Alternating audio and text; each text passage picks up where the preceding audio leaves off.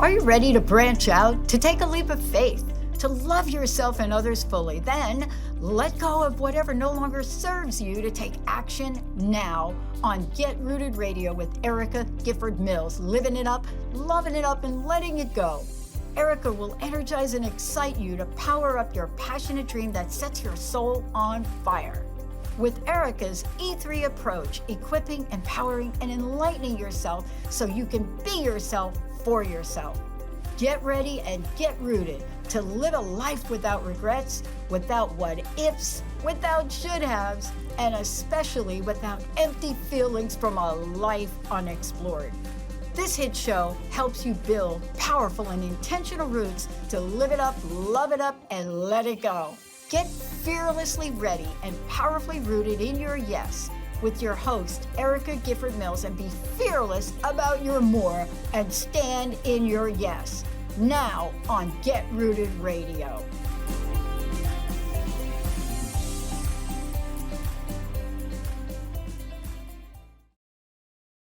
Welcome, everyone. I am Erica Gifford Mills, and you are listening to Get Rooted Radio. Living it up, loving it up, letting it go, right here on Transformation Talk Radio. Big shout out, as always, to my producer today, Jacob. Hey, Jacob, how are you doing? Hey, Erica, doing so well today. It's great to see you. You as well. And it's been a few weeks. So how was your vacation? Oh, it was fantastic. We got a lot of time on the beach together to just kind of rest. And it was my first time kind of being on a soft sand beach, being out here in the Northwest. It's all rocks and kind of cold water. And down in Florida, it was just like sitting in a bath, and it was really, really great for us. Almost heavenly. Yeah. Well, I'm so glad to have you back. And I am very excited about today's episode, how to process and grow through divorce grief. And I know my friends, including myself, that could have used some of these tips and techniques that we're going to be discussing today. Because when you are faced with divorce, even if you may have wanted the divorce, you go through a grieving process. And if you aren't aware that's what's happening, you don't know what's going on. And the death of a marriage brings the loss of the hopes and the dreams you had as a couple, the loss of your normal family life, your routines, maybe friends and your community.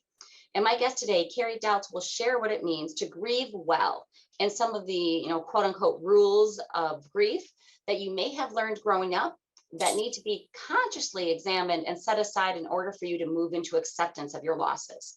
But before we jump right in, a little bit about Carrie. Carrie Doubts is a spiritual resilience coach working with men and women experiencing major life transitions, whether it be in relationships, career, health, or spirituality. She supports people to navigate through the upheaval and chaos of major life transitions and the sense of profound loss and identity confusion that are part of these changes.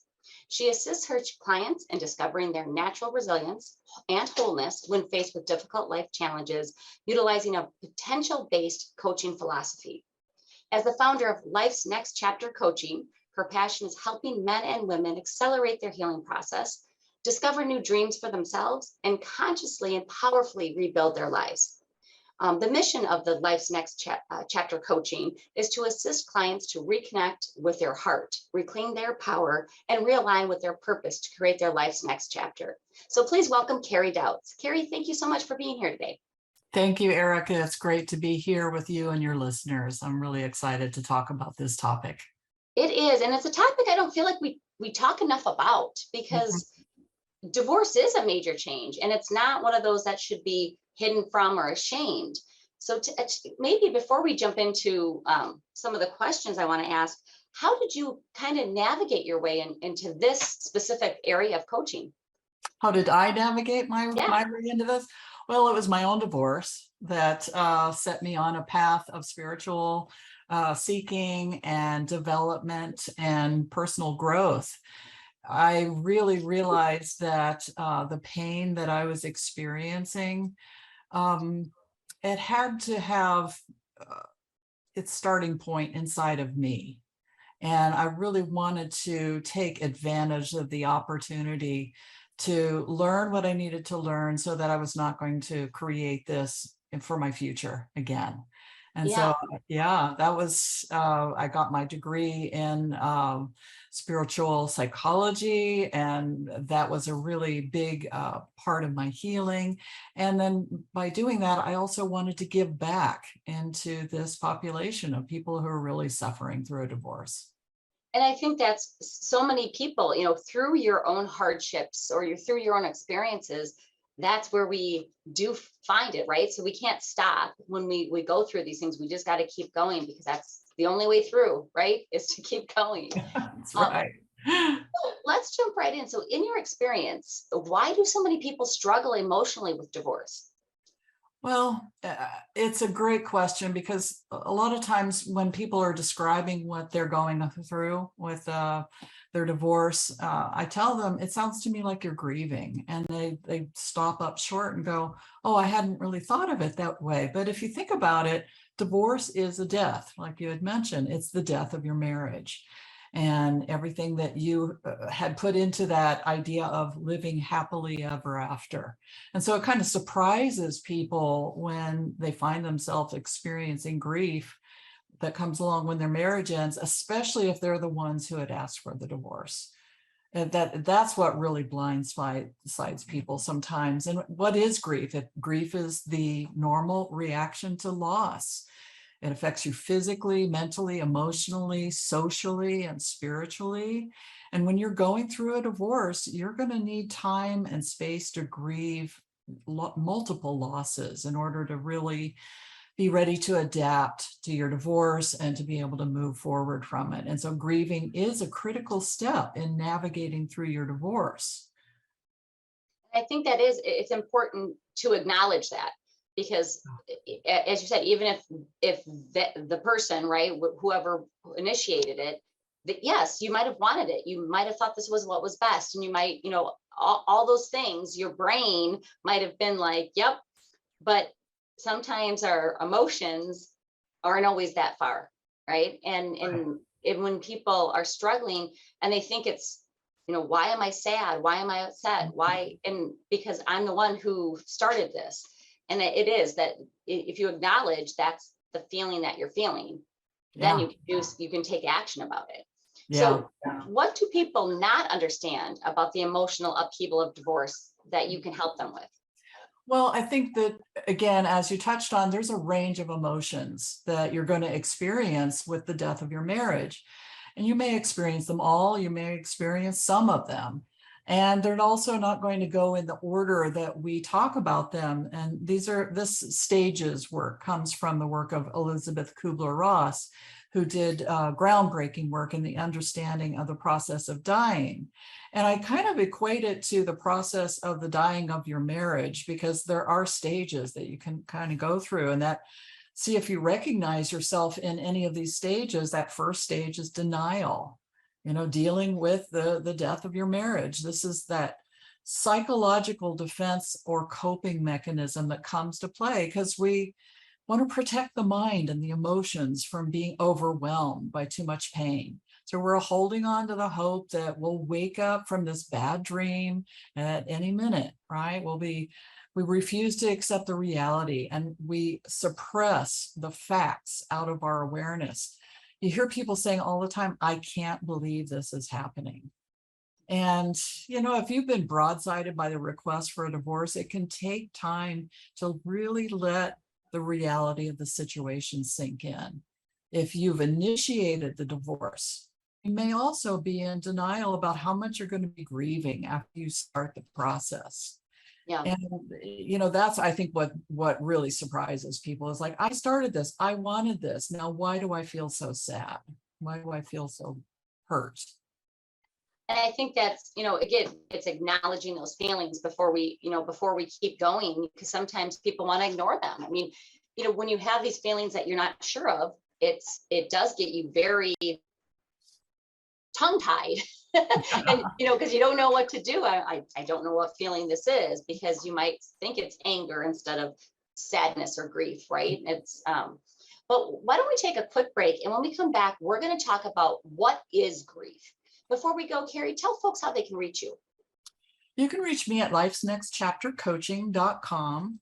That's my website. And my email address is carrie@lifesnextchaptercoaching.com. Great. You are listening to Get Rooted Radio with Erica Gifford Mills. Living it up, loving it up, letting it go. Stay tuned. We'll be right back.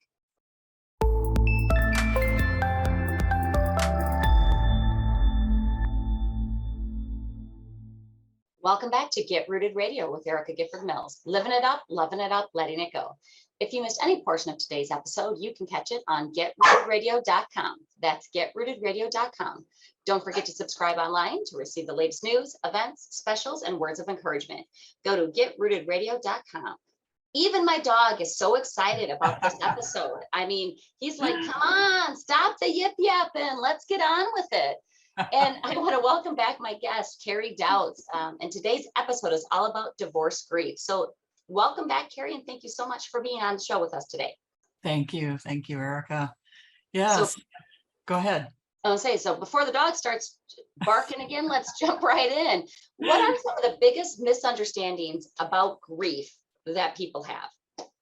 Well, there's a lot of them. And I think everybody who's a human being, we're not taught how to deal with our emotional lives that well. And so when a big event comes along that throws you into loss, grief is the natural reaction that we have to loss. When something important to us has been either taken away or we lose it or it's no longer in our lives anymore, it's that period of time that we need to adjust and adapt to life without that person or that thing or the situation that was so important to us. So it's going to, like I shared earlier, it's going to have an effect on us and all of the levels. It's going to affect us physically. You know, there's a lot of studies, research that's been done about what happens to us physiologically when we're grieving. So people have trouble sleeping, people have trouble sometimes eating too much or not wanting to eat or just not taking care of themselves physically. It's going to affect us, of course, emotionally and mentally. We're going to have all kinds of, I talk about this kind of grief fog that people get into, and with their mental processing kind of loses clarity and sharpness. We just lose that ability to focus sometimes when we're grieving. Grieving takes a lot of energy. And so sometimes we just feel like we're not really present, in our lives and not really able to focus. Of course, emotionally, we're dysregulated. We're all over the place. We're experiencing anger, relief, sadness, regret, just all over the show. And we're not used to, dealing with these big emotions. So we try to stuff them aside or not pay attention to them or tell ourselves, I'll just power through this. This is one of the misunderstandings, that people come to me with. It's like I've tried all these things and I'm still stuck in this grieving. And so those are some of the misunderstandings, that I can just power through it, or I can ignore it, or I shouldn't be feeling this way. So it doesn't really go away just because we try to pretend it's not there. It's going to come forward for us to deal with, and we need that space and the time to unpack our feelings and our thoughts and to be with ourselves with love and compassion while we go through something like this. And that's so important, the love and compassion part, right? Because there are, what are some of the different stages? I mean, we know the stages of grief, right? And but for folks who may be listening who are new to it, what are the basic stages of grief? And then how do we sometimes cycle through those as we're going through divorce? I don't necessarily think of us processing grief in the normal stages model that we talked about in terms of dealing with a death or our upcoming death or something like that. But anger is certainly one of those feelings that you're going to cycle through. It's part of our nature to get angry when we've been deeply hurt and we feel wrong. We can feel betrayed, especially in a divorce. And we're into the blame game, so it's like, it's not my fault, it's her fault, his fault, whatever it is. We're looking, who's at fault here? If only he or she would have changed, this Yeah. wouldn't have happened. And we also feel this need to be right. You know, you talk with people about, you know, I have the moral high ground here. This is what happened, and I'm the right person. Divorce can become a battlefield where this war is waged, you know, and only one person is going to stand victorious in the end. And this can get really ugly. And you're determined to win and that your partner must lose. And so this anger is really a big part of going through a divorce. And also, if you're not the person who wanted the divorce, you might hear yourself saying things like, it's not fair. I did everything I could to save this marriage. So anger at the other person, anger at ourselves, you know, what's wrong with me? Why does this keep happening to me? And a lot of people aren't comfortable with anger. So it's very common that it's going to come up. It's part of the process of assimilating the death of the marriage. And I'll talk later in our show about how to express and release anger, because that's a huge component that needs to be dealt with. And people can find it scary, you know, inside of themselves, and to be around other people's anger. Yeah, and those are great. And because I think sometimes listeners, I mean, I know when I was going through my divorce, that pride kind of got in my way, right? For the most part, it was very amicable. I mean, we didn't even have attorneys. It was very great that way. But it, you know, that bit of pride gets in there, and it was not until later that I realized it was grief. I mean, it was pride too. Don't get me wrong. Oh yeah, but it was the grief of this is not how I planned my life to go, right? And you have to start rethinking and looking deep inside, like you said, looking to see what is it about me that perhaps needs to be changed, corrected, more insight, looking at the other person's perspective and seeing that, because that's hard, because as you said, people want to win, right? They want to be right. It's not a win-win, it's a win-lose. And that's, you know, that's hard. And I know I didn't do that going through it. It was not till after that I could be like, all right, clearly there's two in a relationship. What happened? Yeah. But go ahead. I'm sorry. no, I've talked to a lot of people who years after the divorce, it's all over, right? They're still angry. They have not let go of that. And it really harms them in a lot of ways. So, and I think and it's important. You've said it a couple times during my last segment and this segment, is that we are interconnected in all areas. And I've talked about it on several other shows, how you have to have that balance. You know, I have a thing called the balance wheel, or some people, the wellness wheel, right? And if you're way off, like in your finance area, it's not going to go round in a circle. It's going to go thud, go. And that's how, when you're grieving, if you're not sleeping well. If you're not sleeping well, then how's your stress level? If your stress level's off, what are you doing? Are you a compulsive eater, or are you a non-eater? And so then that's not going to give you energy to get you through what you need to do, which then is going to make you even more tired. And then it's a vicious circle. And it's mental, emotional, physical, and spiritual. And if we're not addressing it, it's gonna come back to bite us. yeah, absolutely. Yeah. I love how you talk about the wheel, because I also have a grief wheel. It's a similar thing of how are you doing with processing and honoring your grief. And it's got these areas of, you know, the finance and legal part, and your self-care and so on. So if those things are out of balance, your level of acceptance, things like that, yeah, it's going to take a toll on your life, and it's going to hang you up. Yeah, and we forget about it. I mean, sometimes we're like, well, I can get back that sleep later. And it's one thing if it is a one-off, right? It's a one-time thing. But you don't realize how much it becomes more than a one-time thing. Next, you know, it's a week that you haven't slept, then 2 weeks, then 3 weeks. And it affects all areas of your life. And that's so important for folks to Yeah. remember. Yeah. And I think one of the things I try to tell people is that you're not going crazy, because people can feel like, this isn't me. This isn't who I normally am. I don't even recognize myself. You're not going crazy, and you don't need fixing. You just need some loving care and attention towards yourself while you're processing the hurt and the loss and the grief that you're feeling.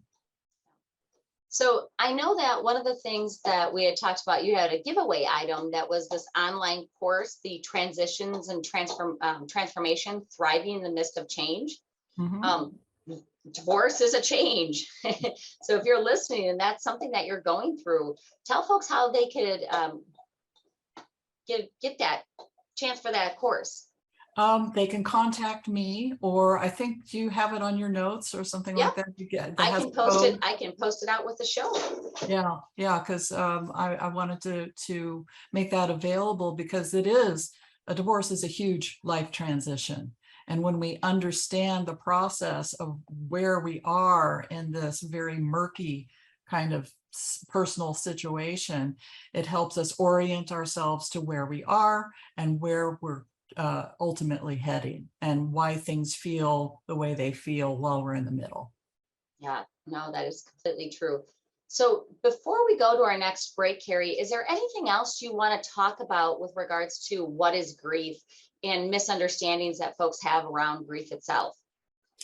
I think people misunderstand depression and grief. They feel like they feel depressed, which is another natural part of the grieving process. But then they say, I'm depressed. And they sort of marry themselves to that statement, when I just let them know, look, you're going through a situation of grieving. And so that is your feeling about it. It's not who you are. Grief is not who you are. That's a great, because they can't distinguish the feelings, right? What's depression versus what's grief, and how maybe sometimes they go hand in hand, but that doesn't mean it has to stay there. Exactly. Yep. They will misidentify what they're feeling with, Yep. I need to go see a therapist because I'm depressed. Yep. And that may not necessarily be the case. They had been normally functioning in life and, having a positive attitude, and this thing happens, and all of a sudden they're not used to feeling this sad and, upset all the time. They think, oh, there must be something wrong with me. I need fixing. Well, let's take a quick break, and when we come back, we're going to talk about what it means to grieve well. But before we go, Carrie, tell folks how they can reach you. I'm at Carrie at lifesnextchaptercoaching.com, and my website is Life's Next Chapter Coaching. Wonderful. I am Erica Gifford Mills, and you are listening to Get Rooted Radio, living it up, loving it up, letting it go. Stay tuned. We'll be right back.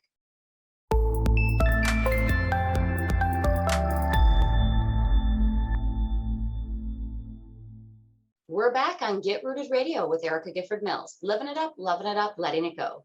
Don't forget to visit getrootedradio.com to listen to a replay of this episode, sign up for helpful tips, and learn about upcoming events. That's getrootedradio.com.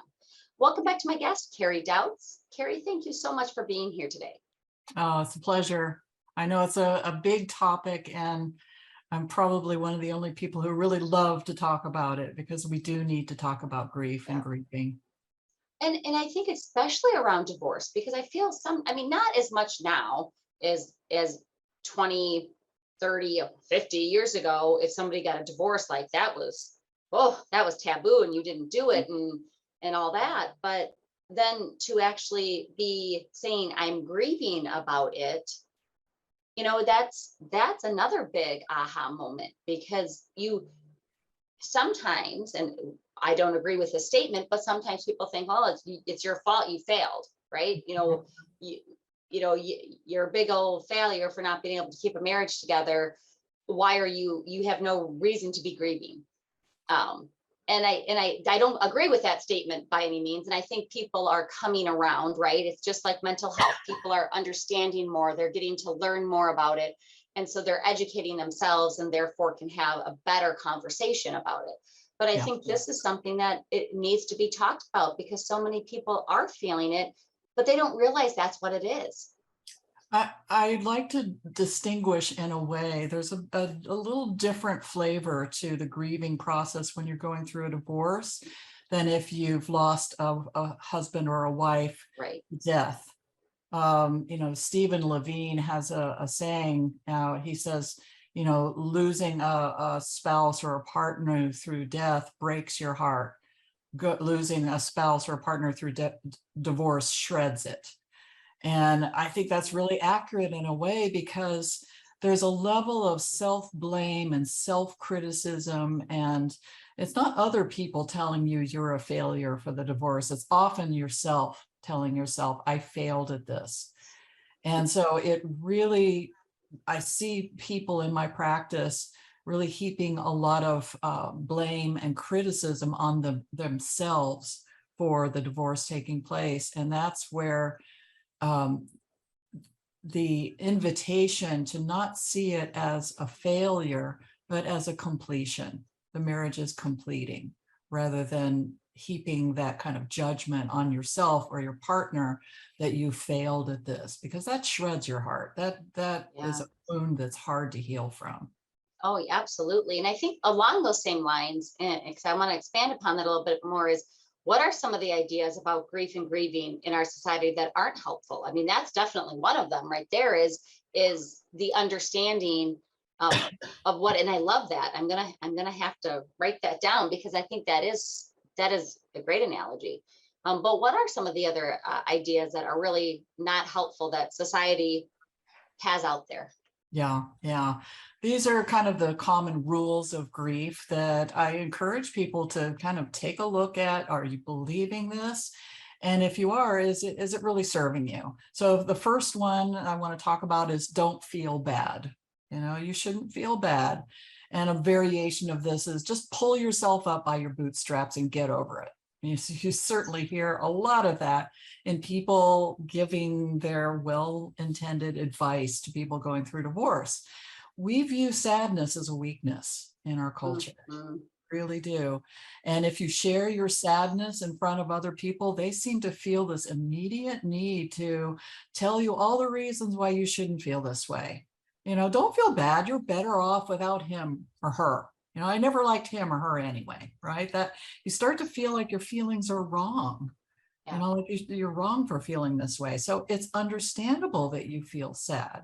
It's okay to feel sad. And when people try to fix you, they're just doing what they were taught, but they don't understand that doesn't help you.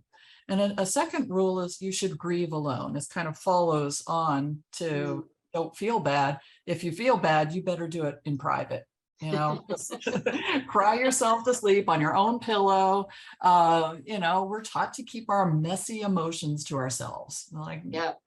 Nobody wants to hear this, right? No, so you probably have some kind of desire to put on a brave front to others and do your crying alone. I'm fine. That's how you respond when people say, how are you doing? And you get the message also energetically that nobody really wants to hear about how you're feeling and how you're doing. So you keep it to yourself. You want to, pretend like you're doing okay. It's holding it together, stuffing your feelings until you can be by yourself. So that's another rule. Another rule is you need to be strong for the others. You need to be strong for others, especially be strong for the kids. Don't let them see you're upset.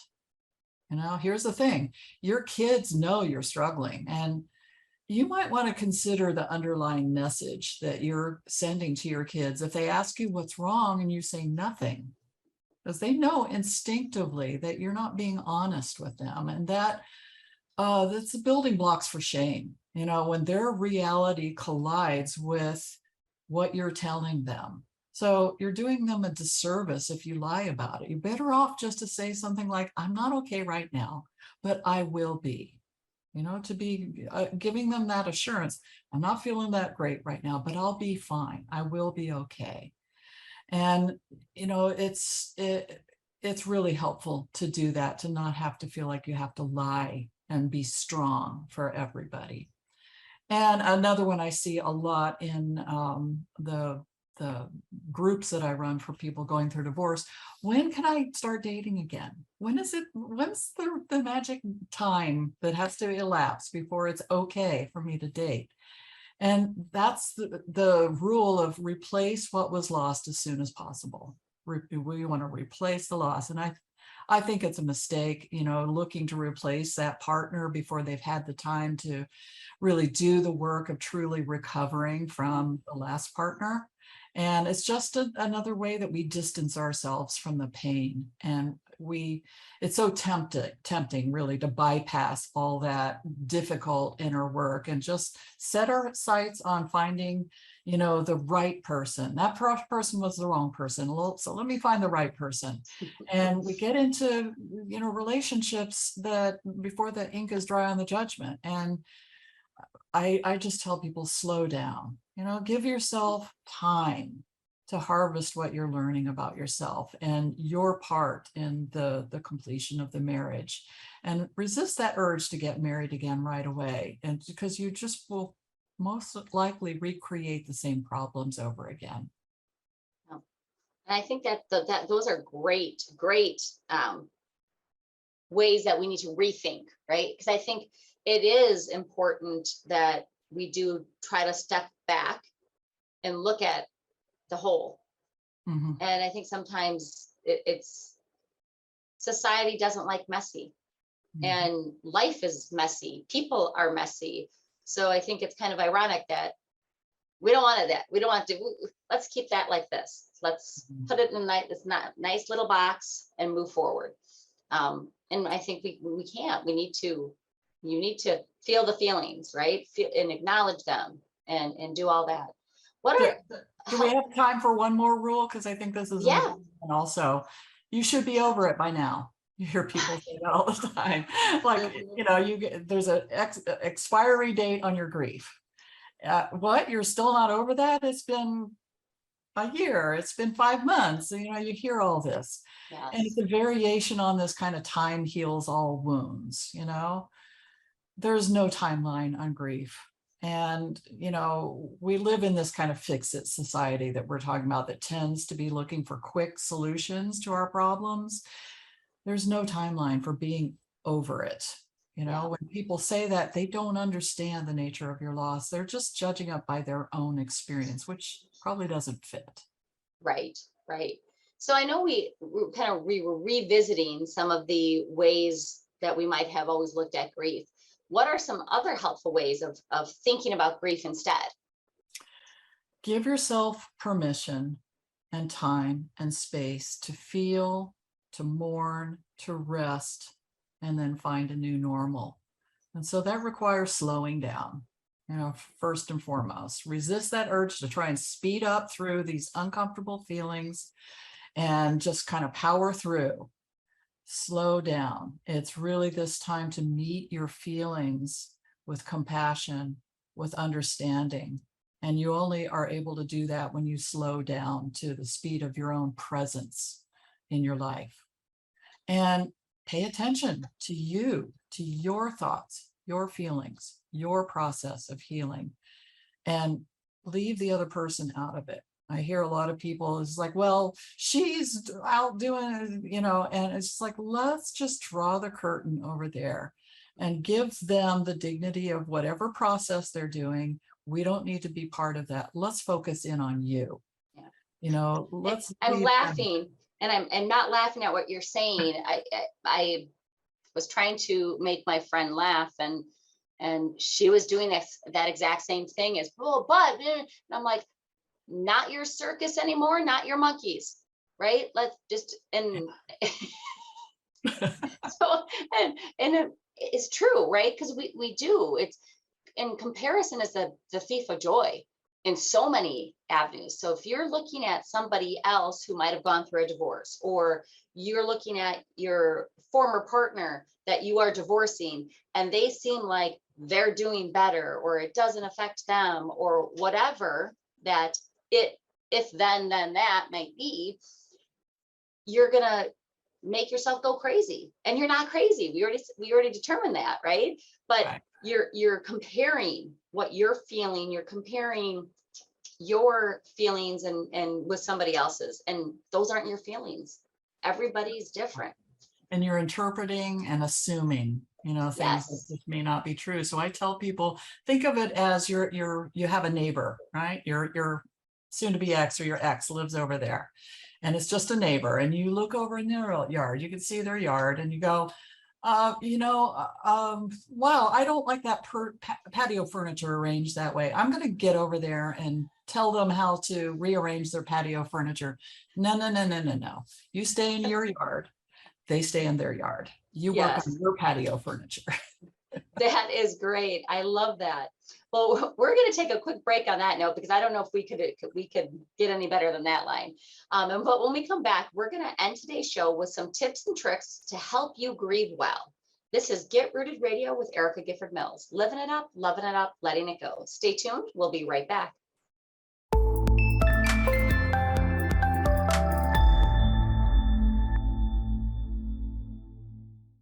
Welcome back to Get Rooted Radio with Erica Gifford Mills. Living it up, loving it up, letting it go. If you missed any of the information during the last segments, go to getrootedradio.com. That's getrootedradio.com to listen to the replay. Don't forget to subscribe, sign up for tips and special events on upcoming coaching sessions at getrootedradio.com. Welcome back to my guest, Carrie Doubts. Before we wrap up today's episode, tell listeners how they can reach you and find out about all your services. It's Carrie, Carrie, at lifesnextchaptercoaching.com. And that's my website as well. Wonderful. So it's been really a pleasure having you on to discuss divorce grief.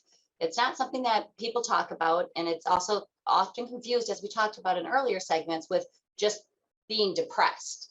And I think what I love is this tool that you have, because we all go through grief. And from a divorce grief perspective, we want to learn how to grieve well. I think any grief, we want to learn how to grieve well. Mm-hmm. So what is a way you can share to help people do just that? Well, as I just shared in the last segment, the thing to do is to slow down, to pay attention to yourself, to take care of yourself. And I have a healing practice that I introduced to my clients pretty early on in the process. And it's a journaling process. So, handwriting on paper, good old fashioned way of doing it, not on the typewriter or on the computer, but it's a tool that it gives space and permission for us to create a safe space to process, to heal, to feel everything that's coming up. So the process is, we're giving access to the feelings, we're giving them a name, we're naming them. That's an important part. I feel stressed is not really a feeling. I feel sad. I feel hurt, express them and then release them in service to freeing up the energy that's stuck there. Because really, the feelings that we have, the emotions that we have, are the energy that our thoughts ride on. So it's energy in motion, and we want to keep it moving so it doesn't get stuck in our consciousness, doesn't get stuck in our bodies and come out in somatic illnesses. So it's a fairly simple process. You just get some pieces of paper, a pen. You make sure you have total privacy.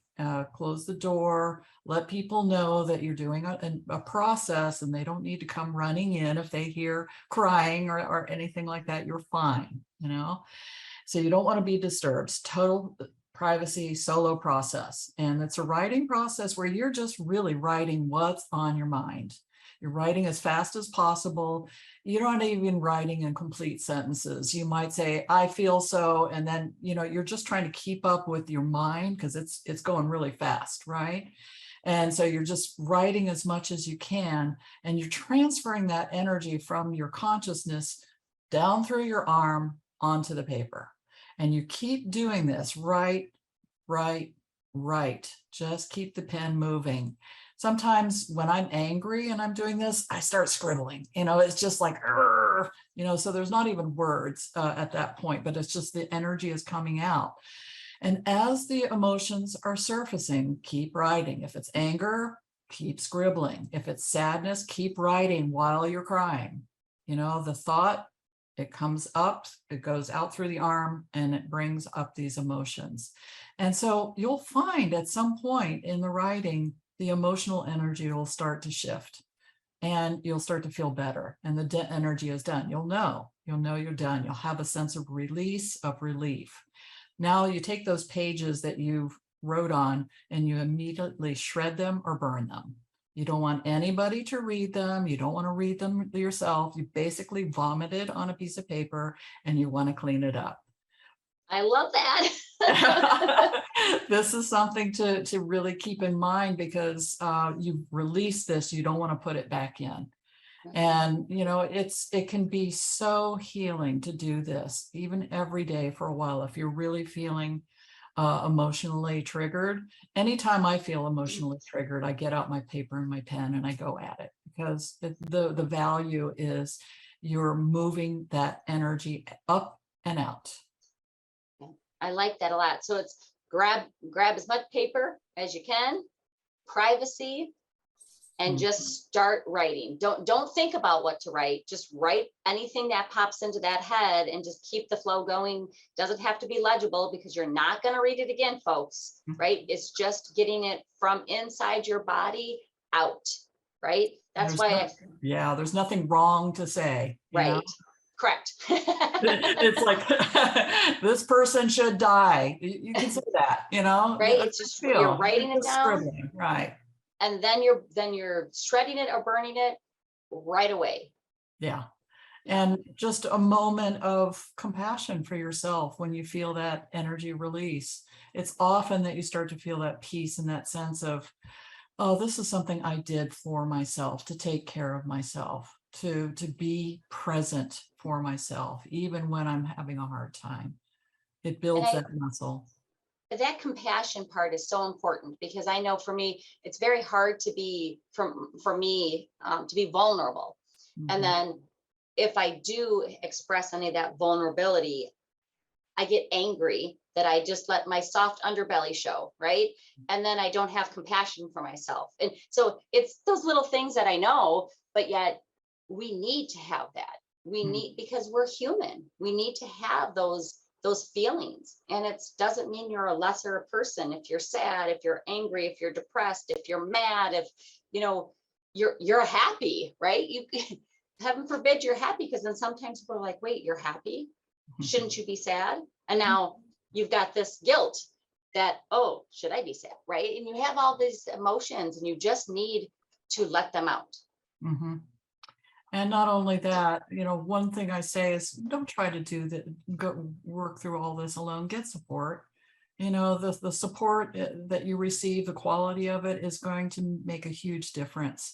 Whether it's a coach or a counselor or a support group or friends that are able to receive you and to really listen to you and to deeply care for you while you're going through this. Don't try to do this alone. Yeah, you need your tribe, right? You need to find those supportive people, because, and not the negative Nancy, and also not the people who always just agree with everything you say. You need those people who are going to be honest with you, and have that support, and make sure that you can rely on others, but as well as rely on yourself. Yeah, you need those people who can just quietly companion with you while you're going through it, and not try to, like I said, not try to fix it or tell their story, you know, just listen. Yeah. That's a word, I think, to people out there who, you know, how do I support somebody who's grieving? Just be there, show up and listen. It's the Winnie the Pooh one. When I'm having a sad day, well, then I shall sit with you and we'll have a sad day together. I love that, because it is just, sometimes you don't need anybody to talk to. You just need somebody to be there, to sit with you in the darkness. So is there any other tips or tricks or activities that folks can learn from or participate in before we close out the show? I think just remembering the main point is, this is hard. It's hard to be a human being. It's hard enough when things are going well, but when things go sideways, And then we get tripped up into, the feelings of grief and everything. It's big, and you don't have to do this work alone, is my parting gift. Thank you, Carrie, so much for being with us. She's at Life's Next Chapter Coaching. You can reach her via email at, is it Carrie at Life's Next Chapter Coaching, or the website, lifenextchaptercoaching.com? Yes. Yeah. All right. There's a contact page. Perfect. Thank you so much for being with us today. I appreciate your time, and I love this topic. And people, go out there, look at Carrie's stuff, and contact her if you need some help through this divorce grief process. And I want to thank you all for tuning in to Get Rooted Radio. If you missed any part of today's episode, or you want to listen again, go to getrootedradio.com for the podcast. And don't forget to tune in the first and third Monday of each month at 5 p.m. Eastern, 4 p.m. Central, and 2 p.m. Pacific, right here on Transformation Talk Radio. Before I sign off, remember to ask yourself, am I living a rooted life? If the answer is no, then take action to make that answer a yes. One way to take action is to set up your free Empower Hour call with me. No charge, no obligations. Go to getrootedradio.com to find out how I can help you take action. And if you are ready to live, love, and let go, join me for my signature 12-week group coaching series, The Rooted Life. This series will assist you in achieving your goals and moving forward by letting go of the things that no longer serve you, learning to love yourself and others fully, and living life to its fullest. Go to getrootedradio.com to learn more about the 12-week series and get that free Empower Hour.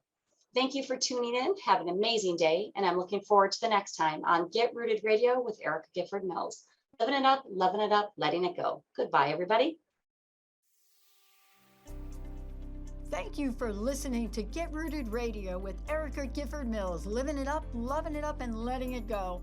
Visit getrootedradio.com if you have missed any part of this hit show, and tune in on transformationtalkradio.com to live fearlessly in your more and powerfully rooted in your unlimited yes.